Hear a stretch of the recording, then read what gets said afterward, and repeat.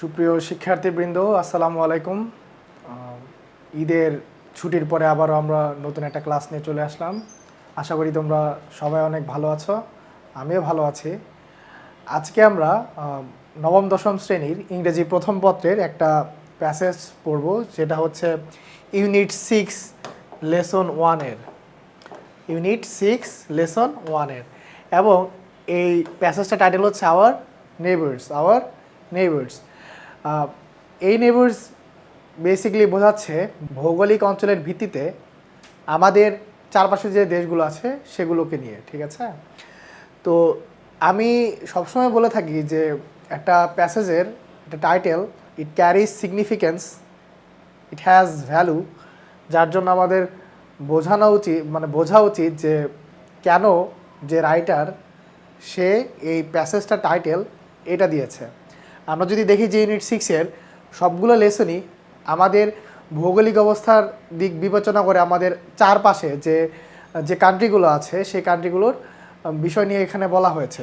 তো আমরা তাহলে প্যাসেজটা শুরু করি যে লেসন 1-এ আমাদের নিয়ে কি আছে, ঠিক আছে?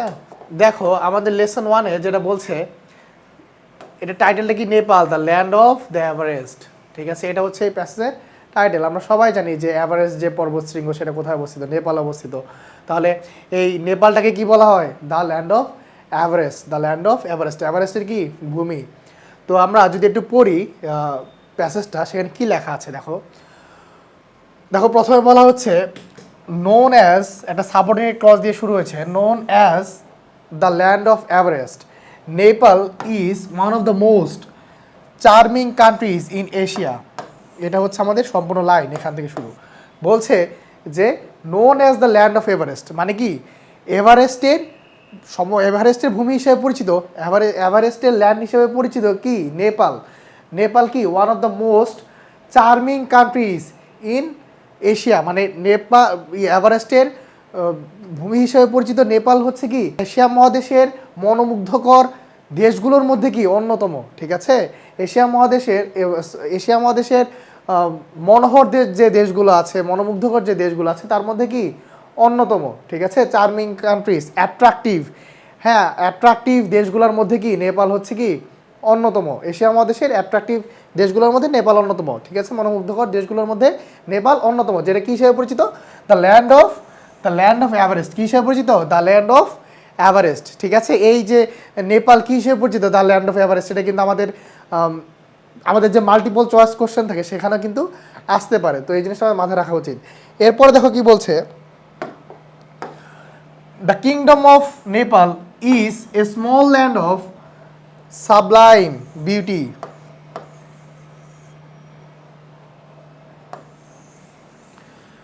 বলছে যে দ্য কিংডম অফ নেপাল যে রাজ্য, সেটা হচ্ছে কি একটা স্মল ল্যান্ড, ছোট ভূমি, অফ সাবলাইম বিউটি মানে কি, সাবলাইম মানে কি মহিমান্বিত যে সৌন্দর্য, সেই সৌন্দর্যের কি অপরূপ মহিমান্বিত সৌন্দর্যের একটা কি ছোট ভূমি হচ্ছে কি এই নেপাল রাজ্যটি। তার মানে নেপাল রাজ্যটি হচ্ছে কি মহিমান্বিত সৌন্দর্যের, অপরূপ সৌন্দর্যের কি একটি ছোট ভূমি, ঠিক আছে?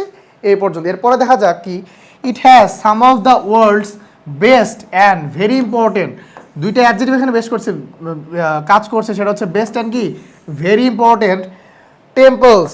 আমরা সবাই জানি যে নেপাল যে জিনিসগুলোর জন্য বিখ্যাত তার মধ্যে একটা হচ্ছে কি টেম্পলস, মন্দিরের জন্য। তাহলে এখানে কি বলছে যে it has some of the world's best, মানে এখানে এমন কিছু টেম্পলস আছে, এমন কিছু মন্দির আছে যেগুলো কি বিশ্বের সবচেয়ে গুরুত্বপূর্ণ এবং কি সবচেয়ে উৎকৃষ্ট এবং কি সবচেয়ে গুরুত্বপূর্ণ কি কিছু মন্দির আছে। কোথায়?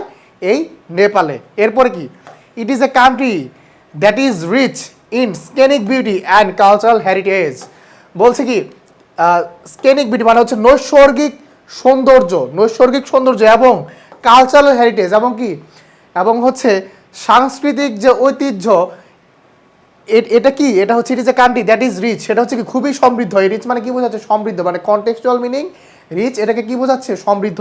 মানে বলছে ইট ইজ এ কান্ট্রি, এটা এমন একটা কান্ট্রি, এমন একটা দেশ যেটা হচ্ছে নৈসর্গিক সৌন্দর্য, অপরূপ সৌন্দর্য এবং হচ্ছে আমাদের এই সাংস্কৃতিক ঐতিহ্যের জন্য কি এটা হচ্ছে কি খুবই এটা সমৃদ্ধ, ঠিক আছে? তো এটা ছিল কি আমাদের এই যে এখানে কয়েকটা পোর্শনে বিভক্ত, তার মধ্যে এটা কি পার্ট 1 মানে এ, এটা শেষ হলো। আমরা দেখি পরের পার্টে কি দেয়া আছে। আচ্ছা, এরপর আমাদের এখানে বলা হচ্ছে Nepal lines between India and the Tibetan part of China.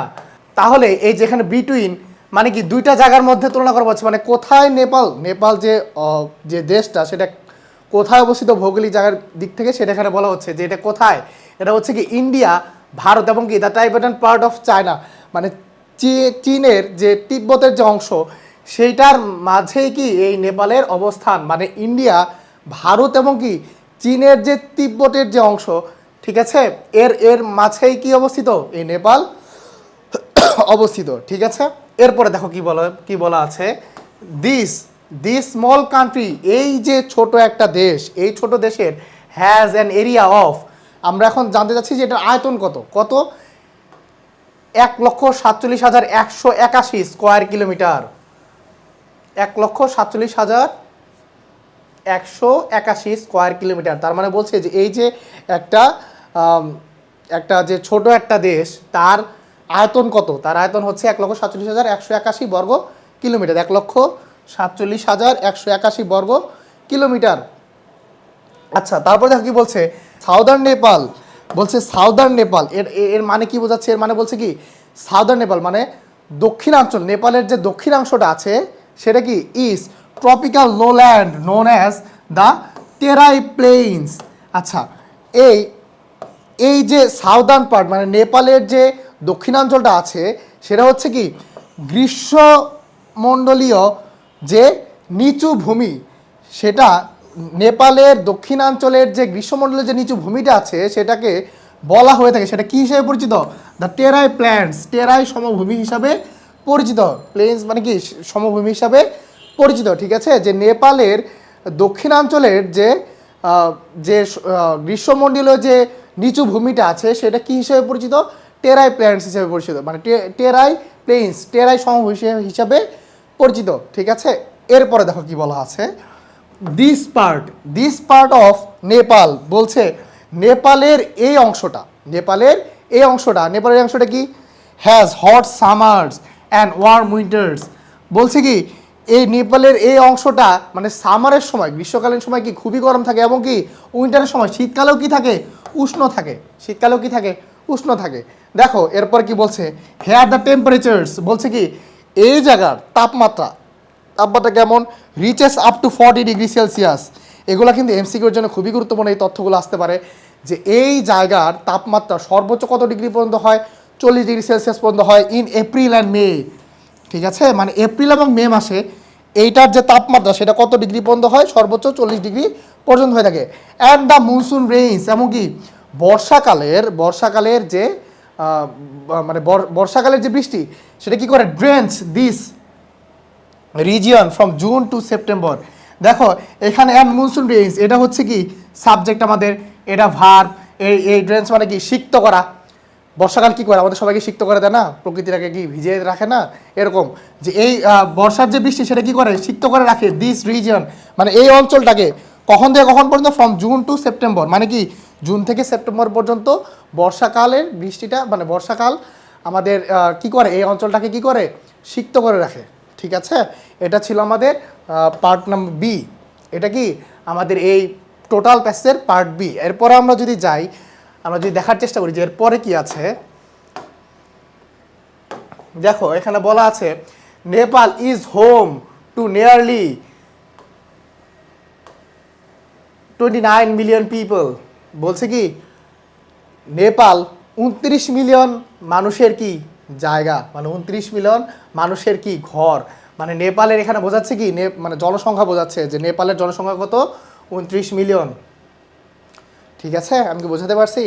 এরপরে দেখো বলছে যে দ্য পপুলেশন, এই যে জনসংখ্যা এই যে জনগোষ্ঠী ইজ প্রাইমারিলি রুরাল, মানে বলছে যে এই যে বিশাল জনসংখ্যা 29 মিলিয়নের মানে 2,90,00,000 যে জনসংখ্যা, তারা কি বেশিরভাগই প্রাইমারিলি তারা কোথায় বাস করে, রুরাল এরিয়াতে, মানে রুরাল এরিয়া কোনগুলো বোঝায়, গ্রামের যে এরিয়াগুলো গ্রামাঞ্চলকে বোঝায় এখানে, হ্যাঁ। এবং সেই জায়গাটা কি কাঠমান্ডু মানে রুরাল এরিয়াতে তারা বাস করে। এমনকি কাঠমান্ডু যেটা হচ্ছে কি আমরা জানি যে নেপালের রাজধানী কাঠমান্ডু, তাই না? দ্য ক্যাপিটাল সিটি মানে কি কাঠমান্ডু, কি কাঠমান্ডু রাজধানী, সেই রাজধানী কি has less than 1 million inhabitants. Nepal Nepal one এখানে একটা ফুল স্টপ হবে। তো বলছে যে কাঠমান্ডু যেটা কি নেপালের একটা রাজধানী, সেখানের জনসংখ্যা কত? Less than 1 million. মানে সেখানের ইনহ্যাবিটেন্টস মানে হচ্ছে জনগোষ্ঠী, অধিবাসী। মানে বলছে কি যে কাঠমান্ডু, হ্যাঁ মানে আগের লাইন কি বললো যে বেশিরভাগ জনসংখ্যায় কোথায় বসবাস করে?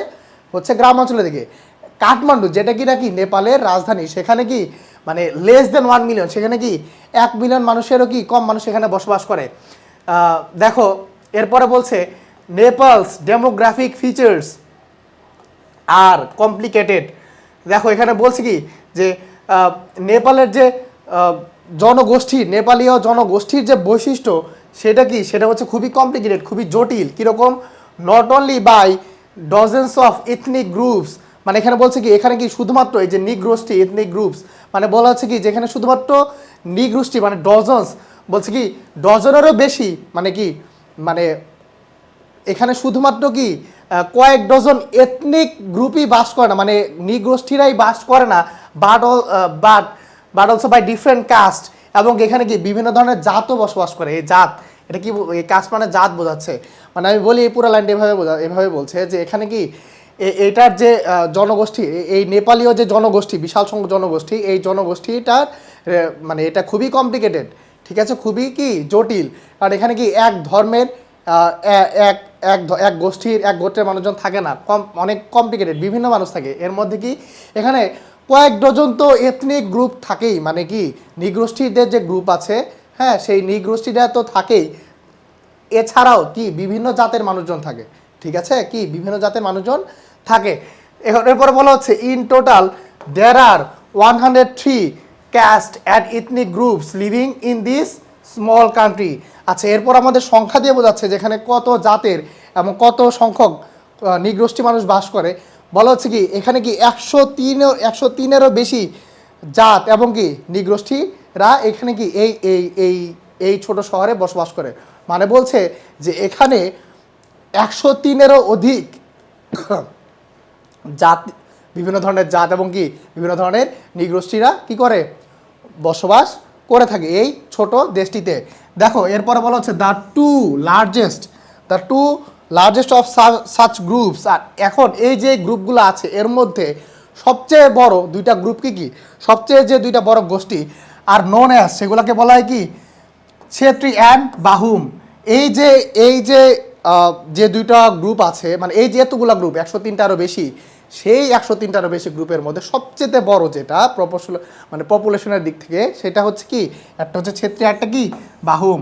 আদার্স ইনক্লুড, এরপরে বলছে এছাড়াও কি আছে, এছাড়াও আছে মাগার, থারু অ্যান্ড কি Tamang and Newar Muslims, Gurung and Damai. এগুলা কি মানে বলছে এই ছেত্রী এবং বাহুন বাদেও অন্য যে গোষ্ঠীগুলো আছে তার মধ্যে কি উল্লেখযোগ্য? মাগার, থারু, তামাং, নিউয়ার মুসলিমস, গুরুং অ্যান্ড কি দামাই। খুবই কঠিন কঠিন গোষ্ঠীগুলোর নাম, তাই না? এরপরে দেখো বলা আছে কি about 48% of the people speak Nepali.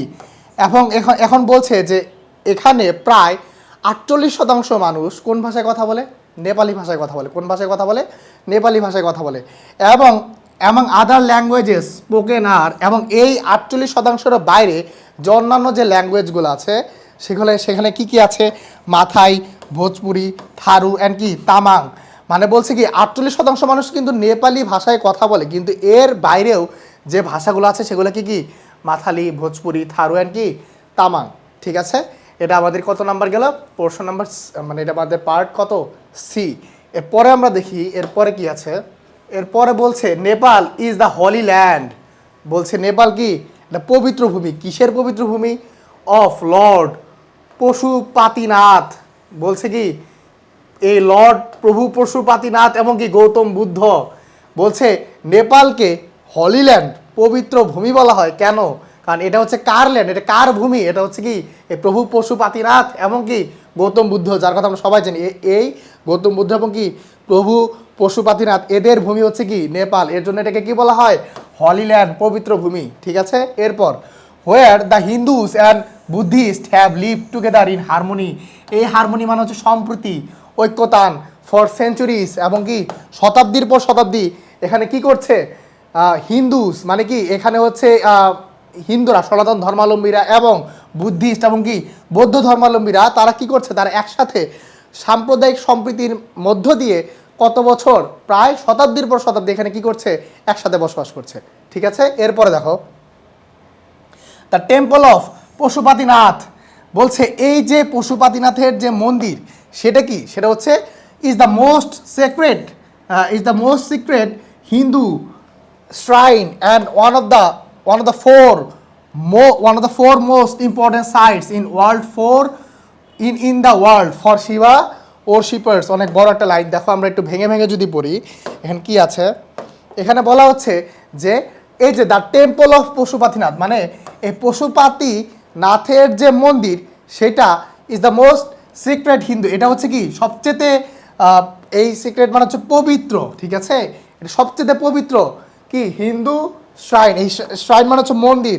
বলছে কি এই যে পশুপাতিনাথের যে মন্দিরটা আছে, সেটা হচ্ছে কি মানে সবচেয়ে পবিত্র হিন্দু মন্দির। ঠিক আছে, কার মন্দিরটা? এই যে এই যে পশুপাতিনাথ এর যে মন্দিরটা আছে, এটা হচ্ছে কি সবচেয়ে পবিত্র হিন্দুদের কি মন্দির। এরপরে দেখো অ্যান্ড ওয়ান অফ দ্য এবং এটা শুধুমাত্র কি সবচেয়ে পবিত্র মন্দির না, শুধুমাত্র সবচেয়ে পবিত্র মন্দির না, আরও কি? এটা দেখো, এটা বলা হচ্ছে one of the 4 most important sites. মানে হচ্ছে বিশেষ একটা অঞ্চল। এই সাইটস মানে কি বিশেষ একটা অঞ্চল, বিশেষ একটা স্থান। ঠিক আছে, কাদের জন্য? In the world for Shiva worshippers. এই শিবা ওয়ার্শিপার্স মানে কি শিবা ভক্ত, যারা কি করে শিবার মানে ভক্ত অনুরাগী, যারা শিবার পূজা করে। এই শিবা মানে ভগবান শিবার যারা ভক্ত অনুসারী, তাদের যে প্রধান যে 4টা জায়গা আছে, সেই 4টা জায়গার মধ্যে এটা কি অন্যতম। মানে আমরা এখানে বলা হচ্ছে যে এই যে যারা ভগবান শিবার যারা ভক্ত, তারা যে যে জায়গায় তার প্রার্থনা করার জন্য যায়, যে সেই রকম মোট কয়টা জায়গা আছে? 4টা জায়গা আছে। সেই 4টা জায়গার মধ্যে কি এটাও কি একটা অন্যতম একটা জায়গা, one of the 4 most important sites. মানে কি 4টা গুরুত্বপূর্ণ জায়গার মধ্যে এটাও কি একটা। আমি বোঝাতে পারছি? যেরকম প্রত্যেকটা ধর্মেই কিন্তু কি বিভিন্ন ঐতিহাসিক গুরুত্বপূর্ণ কিন্তু জায়গা থাকে, ঠিক একইভাবে এই ভগবান শিবার যারা অনুরাগী, যারা অনুসারী, যারা ভক্ত, তাদের যেরকম এই পুরো বিশ্বের যে 4টা জায়গা আছে গুরুত্বপূর্ণ, তাদের মধ্যে কি এই পশুপাতিনাথের যে মন্দির, সেটা হচ্ছে একটা। এরপরে বলা হচ্ছে দেখো লর্ড বুদ্ধা। এই লর্ড বুদ্ধা, এই দেখো 2টা কমার মধ্যে আছে, মানে অ্যাপোজিটিভ। এই লর্ড বুদ্ধা সম্পর্কে তথ্য দিচ্ছে যে Lord Buddha the light off Asia, এটাকে বলা হচ্ছে কি এশিয়ার আলো।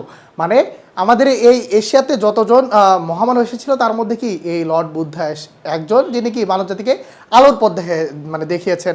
এই জন্য এটাকে বলা হচ্ছে কি দ্য লাইট অফ এশিয়া। ঠিক আছে, এশিয়ার আলো কি ওয়াজ বর্ন, উনি জন্মগ্রহণ করেছিলেন কি লুম্বিনীতে। কোথায়? In Nepal southern plains. এই সমভূমি নেপালের যে দক্ষিণাঞ্চলের যে সমভূমি, তারই একটা জায়গা, তার নাম হচ্ছে লুম্বিনী। এখানে কে কে কে জন্মগ্রহণ করেছিল? লর্ড বুদ্ধা, মানে কি ভগবান প্রভু বুদ্ধ, গৌতম বুদ্ধ। ঠিক আছে, এরপরে এটা করার পরে এই জন্মগ্রহণ, উনি এই যে জায়গাটাতে জন্মগ্রহণ করেছেন, তা সেটা কি করেছে? হুইচ মেক্স, যেটা তৈরি করেছে this a sacred pilgrimage destination for the Buddhist as well, for the Hindus and Buddhist as well. মানে বলা হচ্ছে এখানে কি যে এই গৌতম বুদ্ধের জন্ম এই নেপাল অঞ্চলে, এই ভূখণ্ডে, এটা কি করেছে? যেটা কি করেছে এই জায়গাটাকে একটা কি করেছে? এই যে পবিত্র পিলগ্রিমেজ ডেস্টিনেশন, মানে কি তীর্থযাত্রীদের যে একটা গন্তব্যস্থল। তীর্থযাত্রা করে না মানুষ, তো তীর্থযাত্রীদের যে যে গন্তব্যস্থলগুলো হয়, সেগুলো তো সাধারণত কি পবিত্র স্থানগুলোতে হয়। এবং যেহেতু এখানে কি গৌতম বুদ্ধের মতো মানুষ জন্মগ্রহণ করেছে, এটা এই গৌতম বুদ্ধের মতো মানুষ জন্মগ্রহণ করার কারণে এই জায়গাটা হয়েছে কি, এই জায়গাটা হচ্ছে পবিত্র জায়গা। এবং এই জন্য অনেক তীর্থযাত্রীদের গন্তব্যের জায়গা কি এই নেপালের কোন পার্ট? এই সাউদার্ন পার্ট। আমি কি বোঝাতে পারছি? আচ্ছা, এরপরে দেখো বলা হচ্ছে ইনফ্যাক্ট এমনকি মেনি নেপালিজ, বলছে কি অনেক নেপালিজ কাদের বলছে? যারা কি নেপাল বসবাস করছে, নেপালি জনগোষ্ঠী combine Hindu and Buddhist practices, মানে বলছে কি যে অনেক নেপালি আছে যারা কি যেমন আমরা তো একটা রিলিজনে মানে বিভিন্ন ধর্মের মানুষ আছে, একটা পার্টিকুলার রিলিজনের একটা পার্টিকুলার গডের ফলোয়ার, বাট এখানে বলছে কি যে এখানে অনেক নেপালি আছে যারা কি তারা হিন্দু এবং বুদ্ধ, মানে হিন্দু ধর্ম সনাতন ধর্মাবলম্বী এবং কি বুদ্ধ ধর্মাবলম্বী দুই ধর্মেরই কি করে প্র্যাকটিস করে থাকে, প্রচার করে থাকে, উপাসনা করে থাকে। হ্যাঁ, এটাই বলা হচ্ছে যে in fact many Nepalis combine Hindu and Buddhist practices, মানে বলছে কি যে অনেক নেপালি আছে যারা কি হিন্দু মানে সনাতন ধর্মাবলম্বীর যে প্র্যাকটিস রিচুয়াল সেগুলো পালন করে থাকে, এমনকি বৌদ্ধ ধর্মাবলম্বীর যে প্র্যাকটিস রিচুয়াল সেটাও কী করে থাকে, পালন করে থাকে। মেনি টেম্পলস, বলছে কি অনেক, এই টেম্পল শ্রাইন্স অ্যাকচুয়ালি সিনোনিমাস ওয়ার্ড, ঠিক আছে? এটা ধরো মন্দির, মেনি অনেকগুলো মন্দির, এমনকি শ্রাইন্স মানে হচ্ছে এটা বেসিক্যালি বলা মানে বোঝাচ্ছে কি এটা কেমন মন্দির, মানে স্মৃতি বিজড়িত কোনো জায়গা, ঠিক আছে? ধরো নাও মাজার টাইপের এরকম।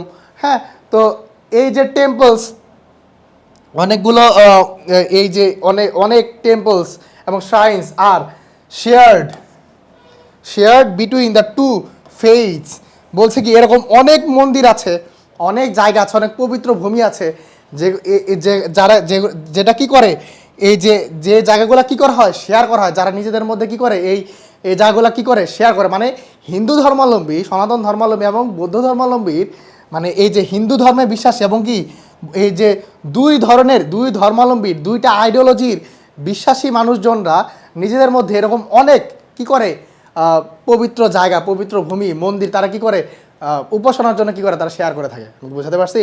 এরপরে অ্যান্ড সাম ডেটিস এই ডেটিস মানে হচ্ছে মানে দেবতা, মানে বহুশ্বরবাদী যারা, মানে একাধিক ঈশ্বরে যারা বিশ্বাসী, এরকম কিছু দেবদেবী, এই some deities are worshipped by both Hindus and Buddhist, এরকম বলছে যে কিছু দেবদেবী, হ্যাঁ কিছু দেবদেবী তারা কি করে, they are worship by both Hindus and Buddhist, মানে এই যে ঈশ্বর অনুসারী তারা কি ওরশিপ করে, মানে তারা পূজা করে এই কিছু যে দেবদেবী তারা পূজা পেয়ে থাকে কাদের, দুইটা গোষ্ঠীর মানুষজনেরই, বোধ কি হিন্দু অ্যান্ড বুদ্ধ মানে বুদ্ধিস্ট, মানে গৌতম মানে বুদ্ধ ধর্মাবলম্বীর এবং কি সনাতন ধর্মাবলম্বীর এমন কিছু মানে কমন কিছু দেবতা দেবদেবী আছে যারা কি মানে যাদের পূজা দুইটা ধর্মের মানুষজনই করে থাকে, ঠিক আছে? এটা হচ্ছে এর মধ্যে দিয়ে শেষ হলো কি আমাদের সেকশন নাম্বার ডি। এরপরে দেখি আমাদের মানে কোন জায়গাটা আছে, এরপরে কি বলা হচ্ছে, এরপরে বলা হচ্ছে দেখো the Kathmandu valley is the richest cultural heritage centre of the Nepal. বলছি কি কাঠমান্ডু ভ্যালি মানে কাঠমান্ডু উপত্যকা যেটা আছে সেটা কি সেটা হচ্ছে is the richest cultural heritage centre of the Nepal, মানে নেপালের কেন্দ্রে যে সবচেয়ে যে কালচারাল হেরিটেজটা আছে, যেটা কি মানে সাংস্কৃতিক যে ঐতিহ্যটা আছে সেটা হচ্ছে সবচেয়ে বেশি কি সমৃদ্ধ, মানে বলছে কি the Kathmandu valley is the richest cultural heritage centre of the Nepal, মানে বলছে কি কাঠমান্ডু ভ্যালিটা সেটা হচ্ছে কি সবচেয়ে সমৃদ্ধ কি সাংস্কৃতিক ঐতিহ্য, যেটা কোথায় অবস্থিত, সেন্টার অফ নেপাল, যেটা কি একদম নেপালের কেন্দ্রে অবস্থিত, ঠিক আছে? এরপর কি বলা হচ্ছে দ্য 3 এনসিয়েন্ট সিটিজ, এরপরে বলছে যে 3টা প্রাচীন সিটি আছে, সেই 3টা প্রাচীন সিটিকে অফ দ্য ভ্যালি, মানে এই উপত্যকায় এই ভূখণ্ডে 3টা প্রাচীন সিটি আছে, সেটা কি সেটা হচ্ছে পাতান, কাঠমান্ডু এবং হচ্ছে কি ভক্তপুর। বলছে এই যে 3টা প্রাচীন সিটি, এই যে পাতান, কাঠমান্ডু কি ভক্তপুর রিপ্রেজেন্টস, তারা কি করে, তারা প্রতিনিধিত্ব করে কি অ্যান্ড এপিটম মানে কি, এপিটম মানে হচ্ছে প্রতীক, কোনো কিছুর মূর্তি প্রতীক, ঠিক আছে? অ্যান্ড এপিটম তারা কি করে, কি প্রতিনিধিত্ব করে, একটা প্রতীক of harmony in the urban design and elegant architecture and refined cultures. আচ্ছা, বলছে কি যে এই যে 3টা সিটি মানে 3টা যে প্রাচীন নগরী, সেটা হচ্ছে কি এই যে পাতান, কাঠমান্ডু এবং হচ্ছে কি ভক্তপুর, সেটা হচ্ছে প্রতিনিধিত্ব করে কিসের, একটা হারমোনির, একটা সম্প্রীতির একটা প্রতীক। এছাড়াও আর কিসের প্রতীক এরা, এলিগ্যান্ট আর্কিটেকচার মানে হচ্ছে রুচিশীল আর্কিটেকচার, মানে হচ্ছে কি অনেক সমৃদ্ধ অনেক উচ্চমানের যে আর্কিটেকচার মানে স্থাপত্য শৈলী। তোমরা যদি দেখে থাকো যে বাংলাদেশের মহাস্থানগড়, পাহাড়পুর এবং বিভিন্ন ওই যে রাজশাহীর যে অঞ্চলে বিভিন্ন মসজিদের যে স্থাপত্য শৈলীগুলা, মানে দেয়ালে যে যে যে আর্টগুলা, সেগুলো কি খুবই এনরিচড, খুবই মানে খুবই বিউটিফুল, এবং আসলে এগুলো আসলে মানে খুবই কালারফুল। এরকম বলা হচ্ছে যে এগুলার যে কালচার, মানে এগুলার যে স্ট্রাকচারগুলা, যে আর্কিটেকচারগুলো, সেগুলো কি খুবই এলিগেন্ট, মানে সেগুলো হচ্ছে কি খুবই প্রাচীন এবং কি খুবই সমৃদ্ধশালী অ্যান্ড রিফাইন্ড কালচার্স। এবং বলছে কি এই যে 3টা সিটি, এর মধ্যে এই যে অনেক কিছু তো বললাম যে এটা হচ্ছে কি একটা সম্প্রীতির একটা মূর্ত প্রতীক, এবং এটা কি একটা মানে রুচিশীল একটা যা আর্কিটেকচার, একটা যে সমৃদ্ধশালী যে একটা স্থাপত্য শৈলী, সেটার একটা প্রতীক। এছাড়াও কিসের প্রতীক, রিফাইন্ড কালচার মানে হচ্ছে পরিশোধিত, হচ্ছে কি কোনো নির্ভেজাল সংস্কৃতির একটা কি এপিটোম, মানে হচ্ছে কি প্রতীক। ঠিক আছে, এরপরে দেখো দিস সিটিজ, এই শহরগুলো আর ফেমাস ফর, এগুলা কি, এগুলো হচ্ছে যে জিনিসগুলোর জন্য এরা ফেমাস, যেগুলোর জন্য বিখ্যাত, ফর রিলিজিয়াস মনুমেন্টস। এই শহরগুলি হচ্ছে মনুমেন্টস মানে হচ্ছে স্মৃতিস্তম্ভ। ঠিক আছে, এই শহরগুলা বিখ্যাত হচ্ছে ধর্মীয় যে স্মৃতিস্তম্ভ সেগুলোর জন্য, হ্যাঁ, এবং আনইকুয়ালড ইন দ্য ওয়ার্ল্ড, মানে বলা হচ্ছে যে এই যে মনুমেন্টসগুলো আছে, মানে এই শহরগুলোতে যে মনুমেন্টসগুলো আছে, যে স্মৃতিস্তম্ভগুলো আছে, সেগুলো কি, এগুলো হচ্ছে সেগুলো অতুলনীয়, মানে পৃথিবীতে এগুলো অতুলনীয়, এগুলো কি আর কোথাও নাই। আমি বোঝাতে পারছি? এরপরে দেখো দ্য 7 মনুমেন্টস জোনস, এই যে এটা একটা জায়গার নাম, দ্য 7 মনুমেন্টস জোনস, মানে কি বলা হচ্ছে কি যে 7টা স্মৃতিস্তম্ভের যে জায়গাটা, যে অঞ্চলটা, সেটা কি সিচুয়েটেড, সেটা অবস্থিত কোথায়, within the valley, have been named as world heritage sites by UNESCO. আমরা যে আমাদের যেরকম মহাস্থান ঘরকে কি ইউনেস্কো করতে কী করা হয়েছে, ওয়ার্ল্ড হেরিটেজ সাইট হিসেবে ঘোষণা করা হয়েছে, ঠিক এভাবে বলা হচ্ছে যে এটার যে একটা জায়গার নাম, সেটা হচ্ছে কি 7 মনুমেন্টস, দ্য 7 মনুমেন্টস জোন, মানে 7টা স্মৃতিস্তম্ভের যে জায়গাটা, সেটা কি ইউনেস্কো কর্তৃক কী হিসেবে স্বীকৃত, মানে এই উপত্যকায় যে 7টা স্মৃতিস্তম্ভের যে জায়গাটা, বিশেষ অঞ্চল, সেটা কি ওয়ার্ল্ড হেরিটেজ সাইট হিসাবে ঘোষণা করেছে কে, ইউনেস্কো। ঠিক আছে, বিশ্ব ঐতিহ্যের কি যে একটা নিদর্শন, বিশ্ব ঐতিহ্যের নিদর্শন হিসেবে কে ঘোষণা করেছে, ইউনেস্কো ঘোষণা করেছে। কাকে, দ্য 7 মনুমেন্টস জোনস, মানে এই যে 7টা স্মৃতিস্তম্ভের যে জায়গাটা এই উপত্যকায় সেটাকে কি ঘোষণা করেছে। ঠিক আছে, ক্লিয়ার। এরপরে বলা হচ্ছে দেখো many festivals add dazzling colours to Nepal's vibrant culture, মানে এখানে বলছে কি যে এই যে অনেকগুলো, মানে নেপাল তো এমনিতেই সমৃদ্ধশালী অনেক কালচারে, মানে ডিফারেন্ট কালচারে কি নেপাল সমৃদ্ধ।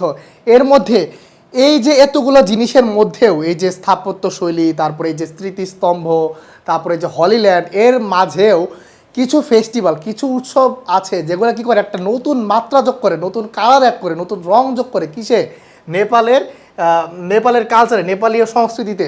ভাইব্রেন্ট মানে কি full of colour, full of energy, colourful. ঠিক আছে, একটা জায়গাতে মানে কালচারে কি অ্যাড করে, নতুন একটা মাত্রা যোগ করে, কি এই যে মেনি ফেস্টিভ্যালস, অনেক ধরনের উৎসব।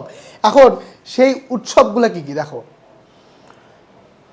আর celebrated throughout the year, মানে এরকম এই which are celebrated throughout the year, যেটা কি মানে বছরের, মানে একটা বছরে থ্রু আউট দ্য ইয়ার সবসময় কি এরকম এই উৎসবগুলো কি হয়ে থাকে, সেলিব্রেটেড মানে উদযাপিত হয়ে থাকে। সেগুলো কি দেখো। আচ্ছা, এরপরে দেখো কি বলছে যে দশাইনান Dussehra is celebrated nationwide in October, মানে বলছে যে অনেকগুলো ফেস্টিভ্যাল যেহেতু এই জনগোষ্ঠীতে আছে, এই নেপালে আছে, তার মধ্যে দশাইনান দুশেরা এটা উদযাপন করা হয় কোন সময়টাতে, অক্টোবরে। ঠিক আছে, এরপরে দেখো বলা হচ্ছে this is the most important of all Nepalis celebration, বলছে এই 2টা উৎসব, এটা হচ্ছে কি নেপালিদের যত ধরনের উৎসব আছে তার তন্মধ্যে সবচেয়ে কি গুরুত্বপূর্ণ। ঠিক আছে, এরপরে includes the biggest sacrifice animal sacrifice of the year, এবং এটাতে কি হয়ে থাকে, বিগেস্ট অ্যানিমাল স্যাক্রিফাইস মানে সবচেয়ে বড় আমরা যে কী করি, উৎসর্গ করি, কি প্রাণী উৎসর্গ করি অফ দ্য ইয়ার, মানে বলছে কি এটা কি বছরের সবচেয়ে বড় প্রাণী মানে প্রাণী পশু প্রাণী উৎসর্গেরও কি একটা ফেস্টিভ্যাল, যেরকম মুসলিমরা যেরকম উৎসর্গ করে কুরবানি in the name of the god, ঠিক একইভাবে এই যে এই ফেস্টিভ্যালগুলোতে নেপালিরাও মানে বছরের সবচেয়ে বড় কি করে, সবচেয়ে বড় হচ্ছে প্রাণী উৎসর্গ, প্রাণী বলিটা দিয়ে থাকে কার উদ্দেশ্যে, in the name of the god.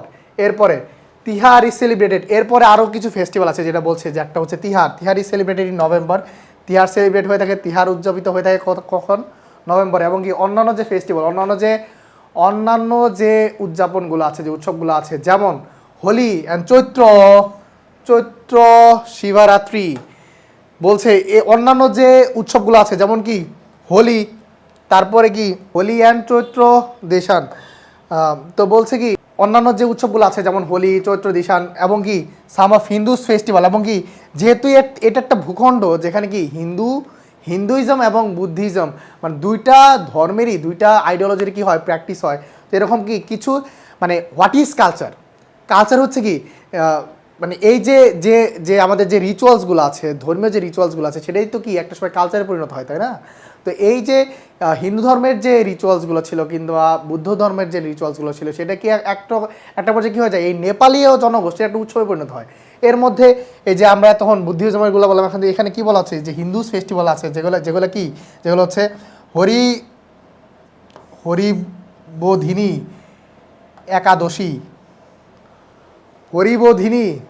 Ekadashi, Mahashivratri and the Krishna জয়ন্তী। আচ্ছা, এখানে হিন্দু ফেস্টিভ্যালগুলোর মধ্যে কী কী আছে, একটা হচ্ছে হরিবোধিনী একাদশী, মহাশিবরাত্রি, আরেকটা কি কৃষ্ণ জয়ন্তী। ঠিক আছে, মানে অনেক কঠিন শব্দ, কঠিন নাম, মানে এক একটা রিজনের তো এক একটা আইডিওলজি, এক একটা রিজনের এক একটা ধর্মের নাম, গোষ্ঠীর নাম থাকে, যেটা আসলে আমাদের কালচারাল কনটেক্সটে কিংবা আমাদের সোসাইটিতে আসলে এগুলো অতটা ফ্যামিলিয়ার না। তো এইটাই বলা হচ্ছে যে এখানে কি যে এই নেপালীয় জনগোষ্ঠীর মধ্যে উৎসবগুলোর মধ্যেও কি থাকে, ডাইভার্সিটি আছে। একটা হচ্ছে বুদ্ধিজমের যে উৎসব, মানে বুদ্ধিজম রিলেটেড, যেটা পরবর্তীতে নেপালীয় সংস্কৃতির আওতাভুক্ত হয়ে গেছে। ঠিক একইভাবে যে কিছু হিন্দুইজমের যে ফেস্টিভ্যাল মানে রিচুয়ালসগুলো ছিল, ধর্মীয় রিলিজিয়াস রিচুয়ালস, সেগুলো কী হয়ে গেছে, এটা পরবর্তীতে কী হয়ে গেছে, নেপালীয় যে সংস্কৃতির মধ্যে পড়ে গেছে। এর মধ্যে কী কী আছে, হরিবোধিনী একাদশী, মহাশিবরাত্রি, আরেকটা কি কৃষ্ণ জয়ন্তী।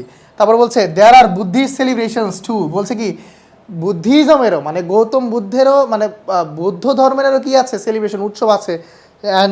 এবং সেগুলো কি সেগুলো হচ্ছে মানি রিমড বুদ্ধ জয়ন্তী, আরেকটা কি Losar, which makes the Tibetan new ইয়ার।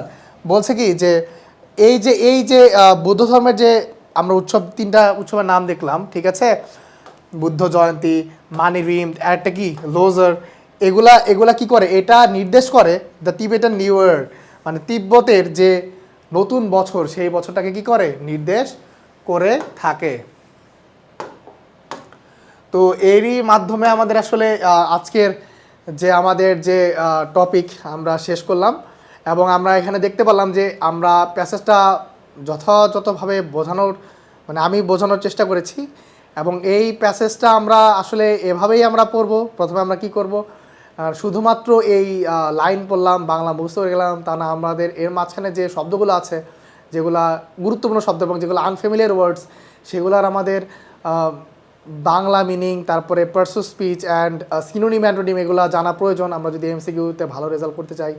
তারপরে আমরা এই যে প্যাসেজটা আমরা যেভাবে পড়ার চেষ্টা করলাম, এতে আমাদের মানে এভাবে পড়াশোনা করলে কিংবা আরেকটু ভালোভাবে পড়াশোনা করলে, একটু ভেতরে গভীরে লাইন বাই লাইন পড়াশোনা করলে, এখান থেকে আমরা এমসিকিউ মাল্টিপল চয়েস কোশ্চেন আমরা ভালো রেজাল্ট করতে পারবো, প্লাস কোশ্চেন অ্যান্সার। এর মধ্য থেকে আমরা কী করতে পারবো, কোশ্চেন অ্যান্সার আনসার করতে পারবো। কী করতে হবে, শুধুমাত্র টু দ্য পয়েন্টে মানে নিজের ল্যাঙ্গুয়েজ ব্যবহার করে একটু মানে লিখলেই আর কি ভালো মার্ক ক্যারি করা যাবে। তো তো আজকে এ পর্যন্তই।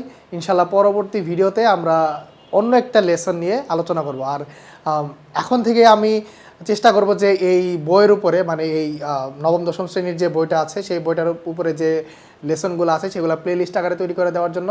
এবং আজকের লেসন থেকে যদি তোমাদের কোনো সমস্যা থেকে থাকে সেক্ষেত্রে আমরা এই ভিডিওর কমেন্ট সেকশনে আমরা আমাদের গ্রুপের লিঙ্ক দিয়ে দিব।